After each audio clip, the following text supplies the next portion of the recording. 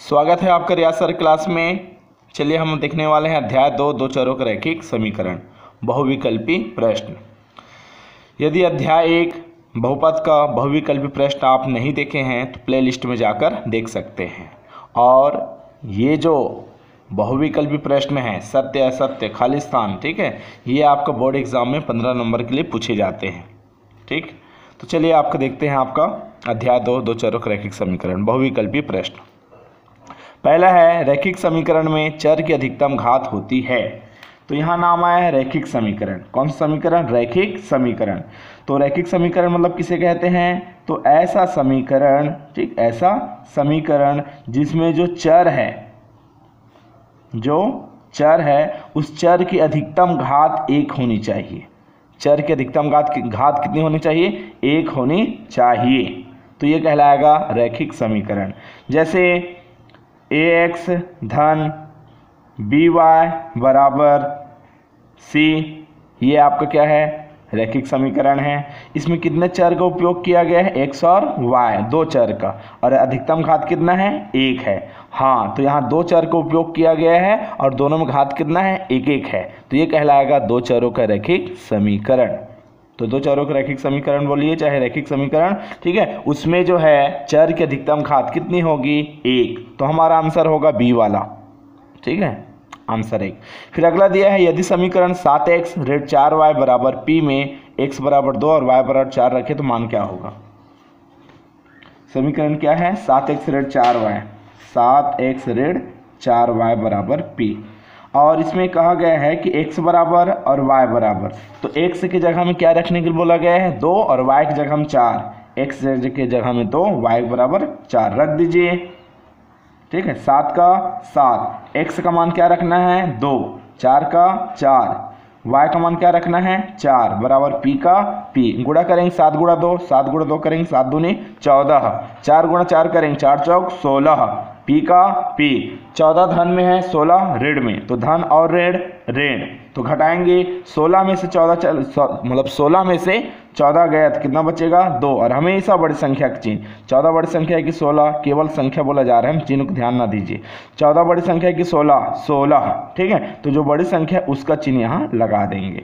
तो इस तरह p का मान प्राप्त हो गया ऋण 2। तो देखिए कौन सा वाला है इसमें? ऋण 2 कहाँ लिखा है? सी वाला, तो आंसर होगा ऋण 2।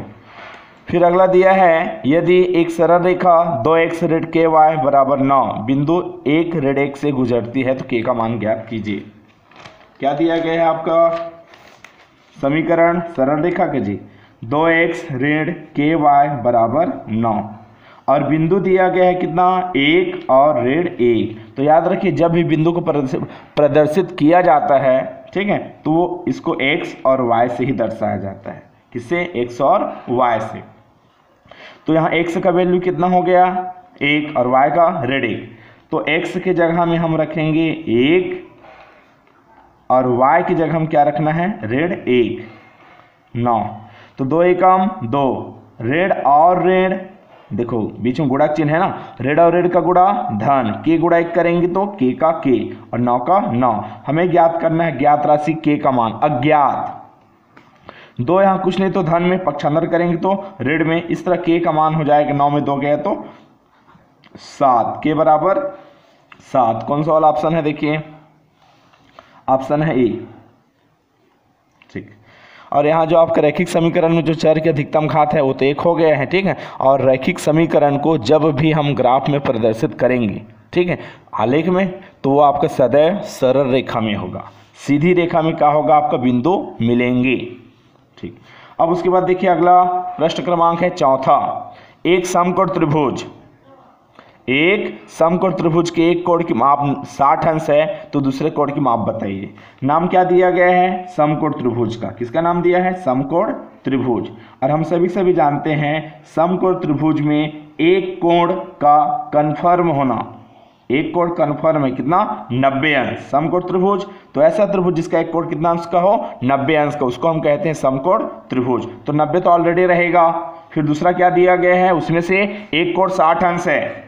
एक कोण क्या है? 60 अंश। तो यहाँ देखिए त्रिभुज के तीनों कोणों के लिए कितना होता है? 180 अंश। उसमें से आपका एक कोण तो कंफर्म हो गया है 90 अंश रहेगा, सम कोण है इस कारण, तो बी बराबर कितना मान लीजिए 90 अंश। ठीक है, और कोई एक कोण माना इसका कोण कितना है 60 अंश, हमें तीसरा वाला जो कोण बच गया है शेष, उस कोण को क्या करना है, ज्ञात करना है। तो 90 और 60 की जोड़ेंगे कितना हो जाएगा आपका 150, 180 का 180, हमें ज्ञात करना है सी का मान। 150 यहाँ धन में है, पक्षांतर करेंगे क्या हो जाएगा ऋण में, तो इस तरह जो तीसरा वाला जो कोण शेष रह गया है, ठीक है, वो उसका मान हो जाएगा 180 में से 150 घटाएंगे कितना आ जाएगा 30। तो देखिए इस तरह आपका उस कोण का मान जो शेष रह गया है उसका होगा 30 अंश। कौन सा वाला है देखिए ऑप्शन है इसमें आपका ए, पहला वाला ही 30 अंश। अगला दिया गया है x ऋण y बराबर ऋण 1 का हल होगा। इसमें आपका x और y नीचे में दिए गए हैं, उसको हमको रख कर देखना है। ठीक है, x और y की जगह में जो दिए गए समीकरण संतुष्ट करना चाहिए, वही हमारा हल होगा। समीकरण क्या दिया है, x ऋण y बराबर ऋण 1, x ऋण y बराबर ऋण 1, और इसमें से पहला बिंदु क्या क्या दिया गया है 3 और 2, x की जगह में आपका 3 और y की जगह में 2। ये जो आपका लाइन बारी x का वैल्यू, ये y का वैल्यू रख देते हैं। तो इसको हल करेंगे, 3 में 2 गया तो 1, बड़ी संख्या का चिन्ह, तो ये देखिए दोनों पक्ष बराबर हुआ क्या, नहीं हुआ। धन 1 और ऋण 1 कहाँ बराबर होता है, नहीं है। ठीक है, तो ये जो 3 और 2 दिया गया है ना, वो हमारा उत्तर नहीं है। दूसरा वाला चेक करते हैं, x का वैल्यू कितना रखना है 2 और y का वैल्यू 3। इसको बीच में आपका हल करें, देखिए ऋण के चिन्ह है ना, ठीक, घटाएंगे, 3 में से 2 गया तो 1, जोड़ने घटाने के बाद हमेशा बड़ी संख्या का चिन्ह, 2 और 3 में बड़ी संख्या कौन सा है 3, उसका जो चिन्ह है उसको लगा देंगे। अब देखिए दोनों पक्ष क्या हो गया, बराबर हो गया। अतः हमारे आपका जो समीकरण दिया गया है उसका हल क्या होगा, दूसरा वाला उत्तर होगा 2 और 3। तो बी वाला इसका उत्तर है 2 और 3। फिर देखिए प्रश्न क्रमांक आपका 6वां, एक त्रिभुज के 3 कोण, एक त्रिभुज के 3 कोण, और हम जानते हैं त्रिभुज के तीनों कोणों के लिए कितना होता है 180। त्रिभुज के 3 कोण दिया है क्रमशः, पहला दिया गया है x अंश, दूसरा दिया गया है x धन 20, ठीक है, और तीसरा दिया गया है x धन 40। फिर प्रश्न में बोला गया है कि x का मान ज्ञात कीजिए, किसका मान, x का। तो देखिए आपका यहाँ जितने भी x है उन सबको हम पास पास में रखेंगे, ठीक है, और जो आपका अचर है, गिनती है, उसको साइड में। तो x कितने बार हुआ 3 बार, तो x कितने बार 3 बार है, तो ये हो जाएगा x 2x और 1 3x। धन आपका 40 और 20 60, 180 का 180, 3x बराबर 180 का 180, 60 यहाँ धन में, पक्षांतर करने पर क्या हो जाएगा ऋण में, तो 3x बराबर 180 में 60 चला गया तो कितना बचेगा 120। फिर हमें ज्ञात करना है x का मान, 3 का यहाँ हो रहा है गुणा, पक्षांतर करने पर क्या हो जाएगा भाग, कटाइए 3 एकम 3, 3 चौक 12, 3 शून्यम 0, तो इस तरह x का मान प्राप्त हुआ 40। सवाल में बोला गया था कि x का मान बताइए, तो 40 कहाँ पर लिखा है देखिए सी वाले में, तो ऑप्शन इसका कौन सा होगा सी, 40 अंश। फिर प्रश्न 7वां है, कुछ हिरणों और कुछ सारस पक्षी के पैरों की कुल संख्या 180 है। तो देखिए यहाँ नाम आया है आपका सारस पक्षी, और दूसरा क्या नाम आया है आपका, नहीं एक आया है पहले हिरण, ठीक है, क्या हिरण, उसके बाद क्या सारस पक्षी। तो हिरण की संख्या पता नहीं है, तो मान लीजिए हिरण की संख्या कितना है x, सारस पक्षी की संख्या भी पता नहीं है, उसकी संख्या मान लीजिए y, तो माना हिरणों की संख्या x और सारस पक्षी की संख्या y है। फिर बोला गया है पक्षी के पैरों की कुल संख्या 180 है। तो बताइए हिरण के कितने पैर होते हैं 4, सारस पक्षी उसके कितने 2। तो इस तरह अगर यहाँ देखिए अगर एक हिरण लेंगे तो उसके 4 पैर, 2 हिरण लेंगे तो कितने 8 पैर, कुल मिलाकर जितना संख्या रहेगा उसके साथ क्या होगा 4 का गुणा होते जाएगा, ठीक है। तो इस तरह हो जाएगा आपका हिरण के पैरों की संख्या 4x, ठीक है, एक हिरण के 4 पैर, तो x से हिरण के 4 गुणा x 4x। वैसे आपका सारस पक्षी के पैर, तो माना आपका मतलब क्या, सारस पक्षी के जो पैर कितने होते हैं 2 होते हैं, और संख्या टोटल हम कितने माने हैं y, तो इसमें भी 2 से गुणा हो जाएगा, तो ये 2y, ठीक है। इनका योगफल प्रश्नानुसार बोला गया है कि इन सभी का पैरों का योगफल कितना है 180 है। तो देखो समीकरण क्या बन गया 4x धन 2y बराबर 180। कहाँ लिखा है, ये है सी वाला 4x धन 2y बराबर 180, ये हमारा आंसर है ये, ठीक है। फिर अगला है आपका एक कॉपी और 2 पेंसिल। तो देखिए जैसे अभी देखें जस्ट ऊपर वैसे ही है, ठीक है। एक कॉपी बोला गया है और 2 पेंसिल बोला गया है, 2 पेंसिल।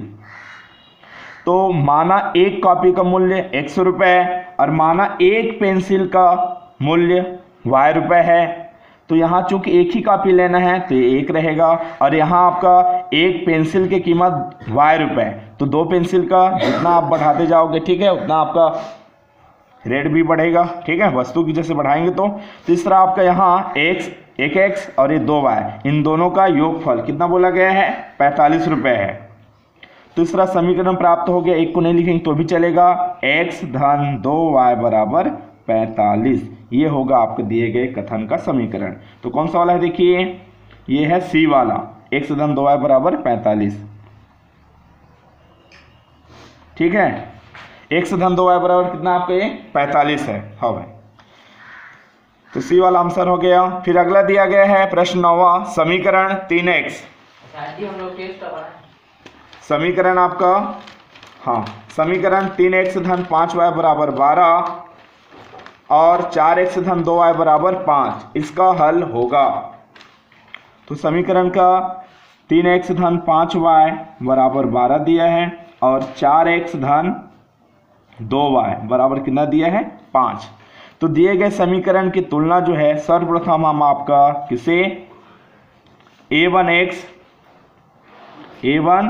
धन b1y बराबर c1 और वैसे ही a2x धन b2y बराबर c2 से करेंगे, ठीक है। तो यहाँ a1 का मान कितना आया, देखो इधर a1 का मान 3 है और नीचे वाला देखो a2 का मान कितना है 4 है, b1 का मान कितना है 5 और वैसे ही b2 का मान कितना है आपका 2, c1 का मान कितना है 12 और c2 का कितना है 5। तो इन सभी का गुणांक का अनुपात लेंगे। जैसे a1 बटे a2 का मान बताइए, a1 बटे a2 का, b1 बटे b2 का, c1 बटे c2 का। तो a1 बटे a2 का मान रखिए तो ऊपर में 3 और नीचे में 4 और यहाँ 5 बटे 2 और यहाँ 12 बटे 5। दूसरा देखिए आपका यहाँ स्पष्ट है कि a1 बटे a2 कट रहा कटाइए, 3 के पाड़े में 4 नहीं आएगा, 5 पाड़े में 2 नहीं आएगा, ठीक है, नहीं कटेगा।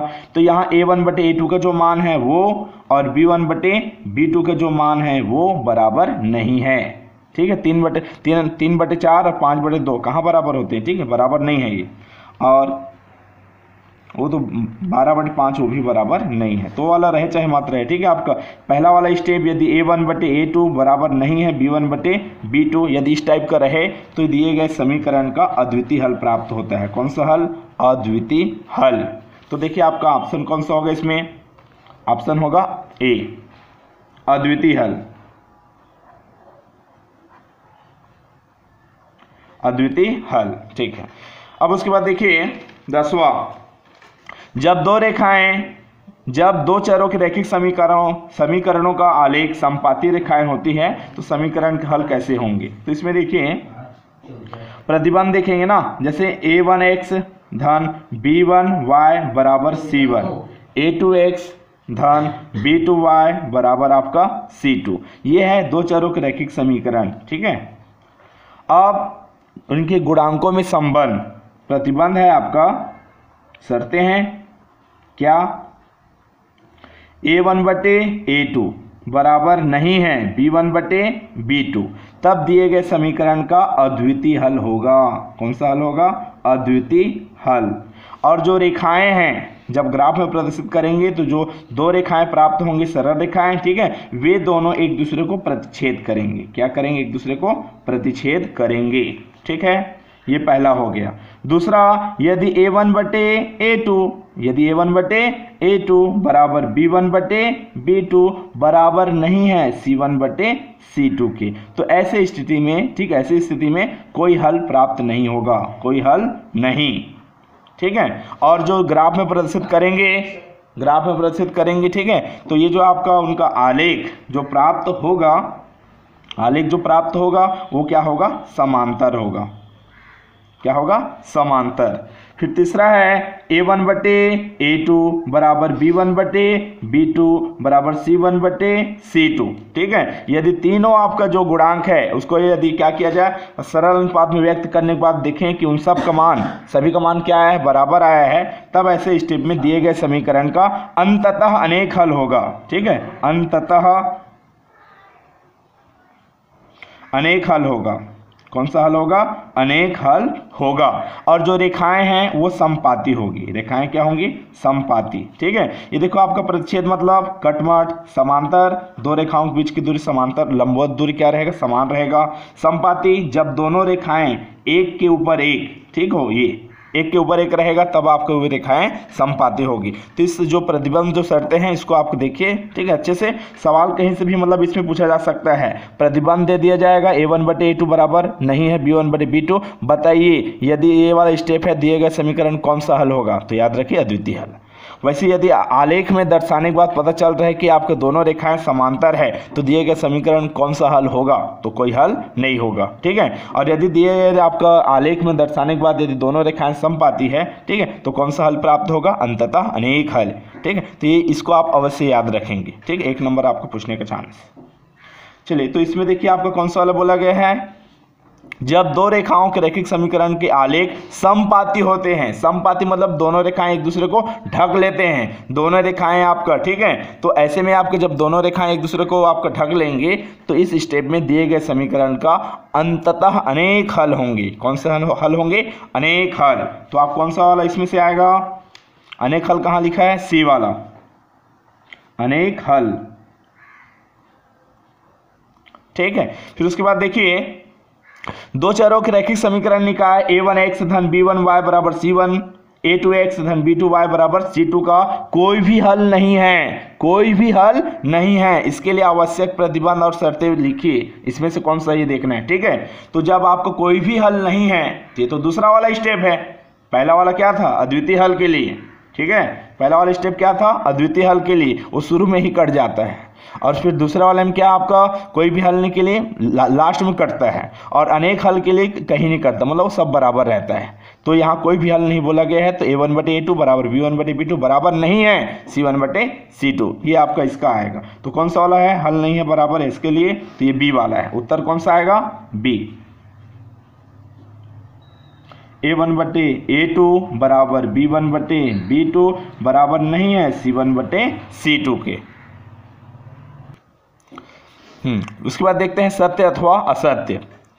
किसी रैखिक समीकरण निकाय का आलेख का जो कटान बिंदु है, दो रेखाएं जब आलेख में प्रदर्शित करने पर यदि दोनों रेखाएं एक दूसरे को प्रतिच्छेद कर दे, तो हम तो जानते हैं अगर प्रतिच्छेद करते तो उनका हल कैसा होगा, अद्वितीय हल। और जहां प्रतिच्छेद होगा, ठीक है, वो प्रतिच्छेद बिंदु ही दिए गए समीकरण का हल होता है। हाँ, ये जो लिखा है वो सत्य है।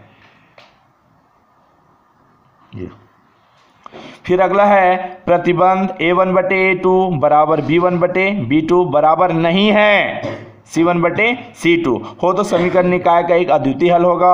अद्वितीय हल के लिए क्या था, अद्वितीय हल पहला वाला है ना, अद्वितीय हल के लिए क्या था, a1 बटे a2 बराबर नहीं है b1 बटे b2, तो ये तो अद्वितीय हल वाला नहीं है, और यहाँ लिख दिया है कौन सा अद्वितीय हल है, ये असत्य लिखा है। फिर अगला है एक अद्वितीय हल होने के लिए, एक अद्वितीय हल होने के लिए, तो इसमें देखिए पहले समीकरण लिख लीजिए, क्या दिया है, kx धन 2y बराबर 5 और 3x धन y बराबर 1। इसमें k का मान ज्ञात करना है, k का मान आपका, ठीक है, पता करना है, k होना मतलब k का मान 6 नहीं होना चाहिए, ऐसा बोला गया। सत्य में चेक करते हैं, तो इनका गुणांक क्या क्या है, k बटे 3, a1 बटे a2।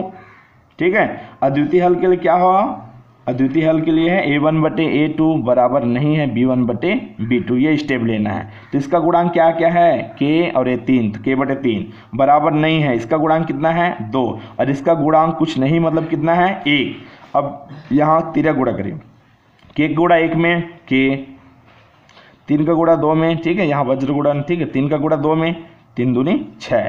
तो इस तरह आपका यहाँ अद्वितीय हल प्राप्त करने के लिए k का मान 6 नहीं होना चाहिए, कट गया ना। तो देखिए यहाँ लिखा है वैसे ही, एक अद्वितीय हल होने के लिए समीकरण निकाय आपको जो दिया गया उसमें k का मान 6 नहीं होना चाहिए, सही बात है, ये सत्य है।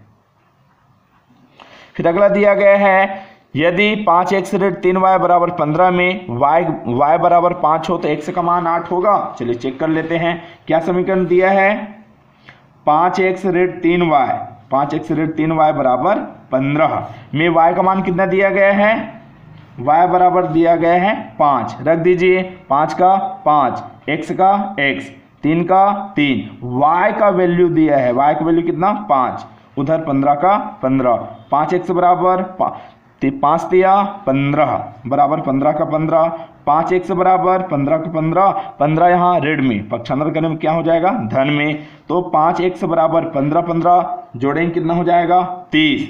फिर x का मान ज्ञात करेंगे, 5 का यहाँ हो रहा है गुणा, पक्षांतर करने पर क्या हो जाएगा भाग, 5 का 5, 5 छक्के 30, तो आंसर आया आपका 6/1 या केवल 6, ठीक है। नीचे वाला 1 को छोड़ सकते हैं। तो इस तरह x का वैल्यू 6 प्राप्त होगा, और वहाँ क्या लिखा है मान 8 होगा, ये तो असत्य है, 6 प्राप्त हुआ ना हमें, ये असत्य है।